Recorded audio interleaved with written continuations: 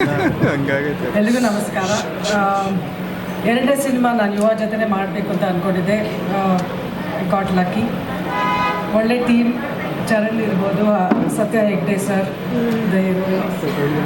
Of course ಮಾಸ್ಟಿಕ್ writer Rohit ಅವ್ರ ಕಥೆನೂ ತುಂಬ ಚೆನ್ನಾಗಿ ಬಂದಿದೆ. ಎಲ್ಲ ಎಲಿಮೆಂಟ್ಸ್ ಇದೆ, content versus commercial. So happy to be a part of this. ಕೇಳೋಂಗಿದ್ರೆ ಉತ್ತರ ಕೊಡ್ಬೋದು. ಓಕೆ, ಇದು ಸಿನಿಮಾದು ಶೂಟಿಂಗ್ ಬಗ್ಗೆ ಕಾರ್ತಿಕ್ ಅವ್ರು ಹೇಳ್ತಾ ಇದ್ರು. ಸಿನಿಮಾ ಸ್ಟಾರ್ಟ್ ಆಗೋದು ಕಾಶ್ಮೀರದಲ್ಲಿ, ಎಂಡ್ ಆಗೋದು ಕಾಶ್ಮೀರದಲ್ಲೇ. ಬಟ್ ಈ ಮಧ್ಯೆ ಅಲ್ಲಿಂದ ಜರ್ನಿ ಬೆಂಗಳೂರು ಬರುತ್ತೆ, ಬೆಂಗಳೂರಿಂದ ಮೈಸೂರು ಹೋಗುತ್ತೆ, ಮೈಸೂರಿಂದ ಬಾಂಬೆ, ಕಲ್ಕತ್ತಾ, ಡೆಲ್ಲಿ ಫುಲ್ಲು ರೌಂಡ್ ಆಗುತ್ತೆ. ಮತ್ತು ಇದ್ರ ಜೊತೆಲಿ ಸ್ವಲ್ಪ ಹಳ್ಳಿ ಪೋರ್ಷನ್ನು ಬರುತ್ತೆ. ಇನ್ನೂ ಹತ್ರ ಬೇಕಾ? ಹಳ್ಳಿ ಪೋರ್ಷನ್ನು ಬರುತ್ತೆ. ಮತ್ತು ಈ ಸಿನಿಮಾ ಕಾರ್ತಿಕ್ ಅವ್ರು ಹೇಳ್ದಂಗೆ ಸ್ಟಾರ್ಟ್ ಆದರೆ ಒಂದೇ ಶೆಡ್ಯೂಲ್ನಲ್ಲಿ ಸಿನಿಮಾ ಮುಗಿಸ್ತೀವಿ. ಜೊತೆಲಿ ಜೂನ್ 6ಕ್ಕೆ ಅನೌನ್ಸ್ ಮಾಡಿದ್ದೀವಿ. ರೀಸನ್ ಬಂದು ಇಷ್ಟೇ, ನಾವು ಬರೀ ಥಿಯೇಟ್ರಿಗೋಸ್ಕರ ಸಿನಿಮಾ ಮಾಡ್ತಾ ಇದ್ದೀವಿ. ಹಂಗನ್ಬಿಟ್ಟು ಬೇರೆದೇನು ಮಾಡಲ್ಲ ಅಂತ ಅಲ್ಲ. ಬಟ್ ಇತ್ತೀಚಿನ ದಿನಗಳಲ್ಲಿ ನಿಮ್ಗೆ ಗೊತ್ತಾಗಿದೆ, ಟಿ ವಿ ಮತ್ತು ಡಿಜಿಟಲ್ ಬಂದ್ಬಿಟ್ಟು ಬಜೆಟ್ಗಳು ಜಾಸ್ತಿಯಾಗಿ ಸಿನಿಮಾ ರಿಲೀಸಾಗಿ ಇಟ್ಟಾದ್ರೂ ಅವರು ಬರ್ತಾ ಇಲ್ಲ.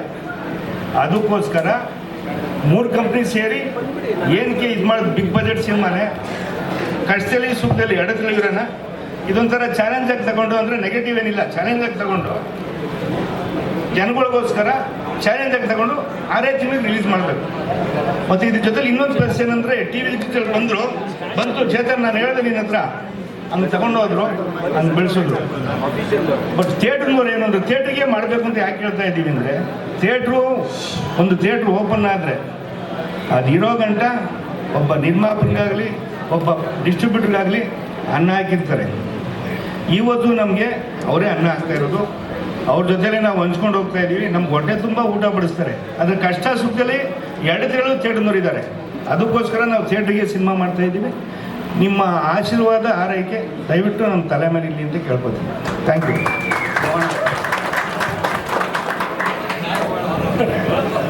ಎಲ್ರಿಗೂ ನಮಸ್ಕಾರ.